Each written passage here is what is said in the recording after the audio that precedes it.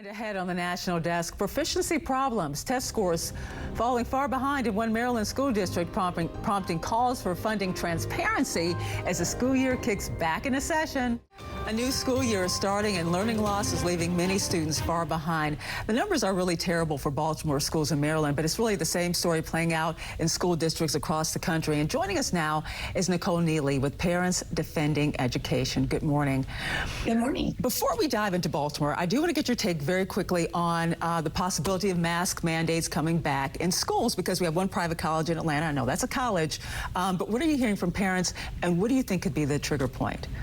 Yes, parents are absolutely concerned about this, and I think with good reason. We've seen a number of pundits already starting to suggest that this should be happening this coming school year because of the combined threat of COVID, this new strain plus the flu.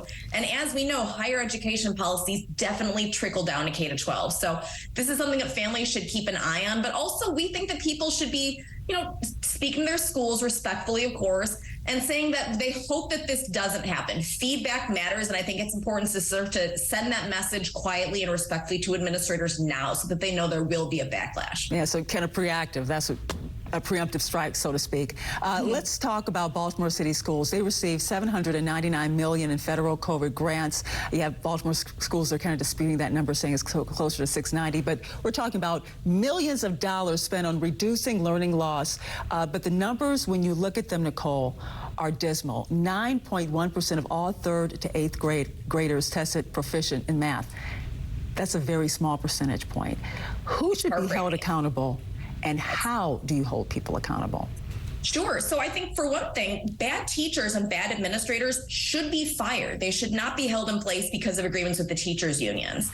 And beyond that, absolutely, we should not be graduating students to the next level, promoting them in the name of equity, which is something else we see happening. To do so might seem like it's sparing children's feelings, but what it's doing is it's not creating that initial foundation, and it's not setting students up for success going forward. So as they fall further and further behind, it obviously impacts their self-esteem, and it means that they're not set up for a future, for a happy, thriving future. And so there does need to be accountability. It should start with money, and it also, there needs to be an element of standardized testing. One of the reasons that we know students are so far behind is because of things like NAEP scores, which I think is probably one of the reasons why we see teachers unions saying we should get rid of tests. I think tests are an important part of this. Whether it's Baltimore, whether it's Flint, Michigan, whether it's Richmond, Virginia, pandemic aid has not reversed learning loss, at least so far. If the money is not the immediate solution, then what is?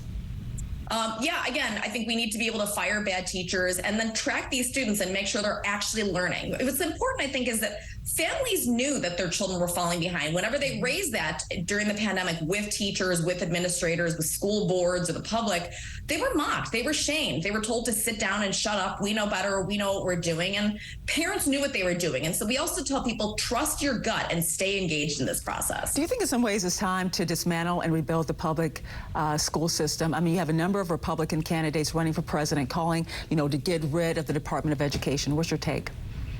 I think certainly the school system as it exists right now is not doing well, but I think it's important to not to focus on these big kind of pie in the sky concepts, and let's address students who are struggling now. We need to fix this problem now.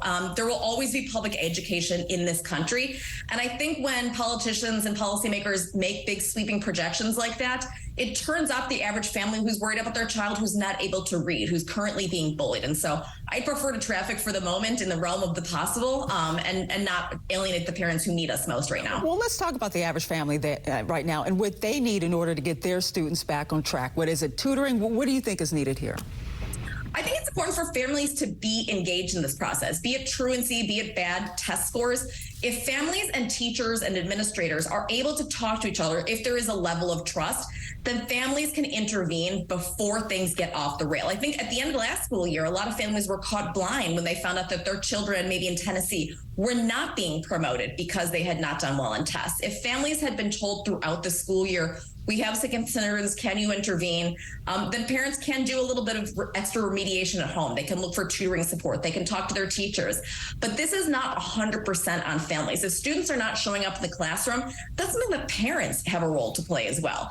Frighteningly, since we've seen this trust between administrators and parents crumble over the past 3 years, families are unwilling to ask because they know that they'll be snapped away, and teachers in some cases are they don't trust the families either. And so to rebuild that relationship, we think is very, very important. Nicole Neily, Parents Defending Education, thanks for your time.